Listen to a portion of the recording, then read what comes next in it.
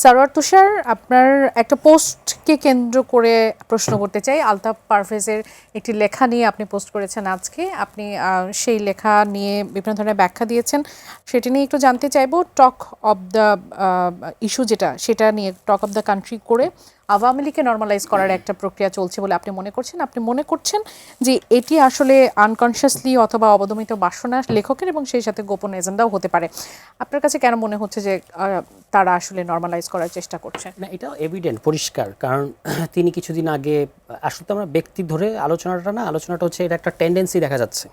এ কারণে আমি বলেছি যে একটা গোষ্ঠীগত এজেন্ডা, যে আওয়ামী লীগকে নর্মালাইজ করানো, এবং বলা হচ্ছে যে আপনি আওয়ামী লীগ আমলে, এটা আমরা প্রচুর শুনতাম যে বিএনপি আসলে বিরোধী দল হিসেবে যোগ্য না, বিএনপি রাষ্ট্র ক্ষমতা চালাতে পারবে না, সুতরাং আওয়ামী লীগই থাক, আপনি ভোট হলে বিএনপি ক্ষমতায় আসবে, যারা রাষ্ট্র পরিচালনা করতে পারবে না তাদেরকে এনে কি হবে, সুতরাং যতদিন পর্যন্ত একটা শক্ত বা দক্ষ বা বিরোধী দল আমরা না পাচ্ছি ততদিন আওয়ামী লীগ থাক, এটা একটা বয়ান তখন ছিল।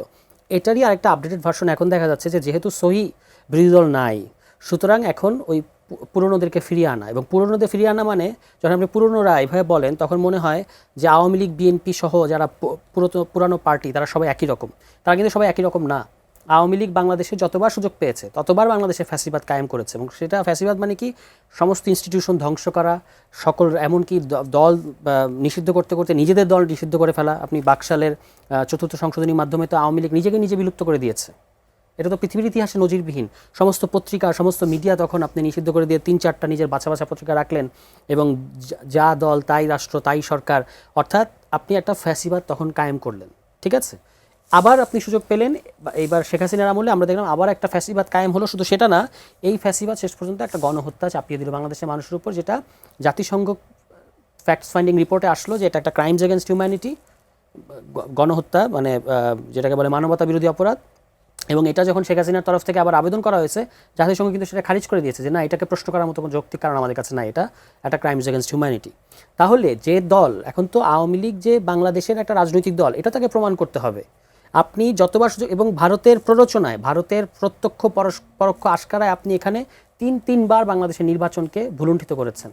বাংলাদেশে কিন্তু অন্য, আপনি বিভিন্ন দলের বিভিন্ন ধরনের সমালোচনা করতে পারবেন, বিএনপিরও সমালোচনা থাকতে পারে, কিংবা অন্য দলের অন্য সমালোচনা থাকতে পারে, আমাদের সমালোচনা থাকতে পারে, কিন্তু কারোর ব্যাপারে এই অভিযোগ নাই যে তারা ভিন দেশি রাষ্ট্রের হয়ে দেশের নির্বাচনী ব্যবস্থাকে ধ্বংস করেছে, এটা নাই। আমরা কিন্তু বিএনপি সমালোচনা করি যে তারা 2001-06 সময় এসে ওই বিচারপতি বয়স বাড়ানোটা কোনো দরকার ছিল না, তার ফলে বাংলাদেশে একটা ক্রাইসিসের মধ্যে পড়েছে, এটা আমরা সমালোচনা করি। বাট দ্যাট ইজ ডিফারেন্ট, এটা আমাদের দেশের ভিতর নিজেদের সমালোচনা। কিন্তু আওয়ামী লীগের মতো আরেকটা রাষ্ট্রের প্ররোচনায় এখানে আপনার দেশের নির্বাচনী ব্যবস্থাকে ধ্বংস করে দেওয়া, জনগণকে ভোটাধিকার বঞ্চিত করা, এটা কিন্তু কেউ করে নাই।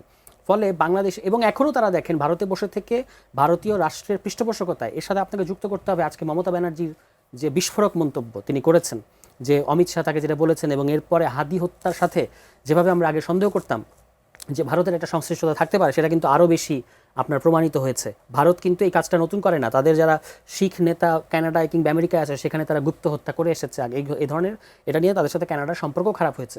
ফলে এই হাদি হত্যায় আপনার এই মানে মমতার এই মন্তব্যের পরে এটা কিন্তু আরও একটা প্রশ্ন তৈরি করেছে। তাহলে সেই দেশ, মানে ওখানে বসে থেকে আপনি, এবং ভারতের যদি সংশ্লিষ্টতা থাকে, এখানে আমরা কাকে দেখলাম, ছাত্রলীগের একজন সাবেক নেতাকে হত্যাকাণ্ডটা ঘটাতে। তাহলে এই যে ছাত্রলীগ, আওয়ামী লীগ এবং ভারতের এই কানেকশন, তাহলে ভারতকে, আওয়ামী লীগকে কি আর বলা যাবে যে তারা বাংলাদেশের রাজনৈতিক দল?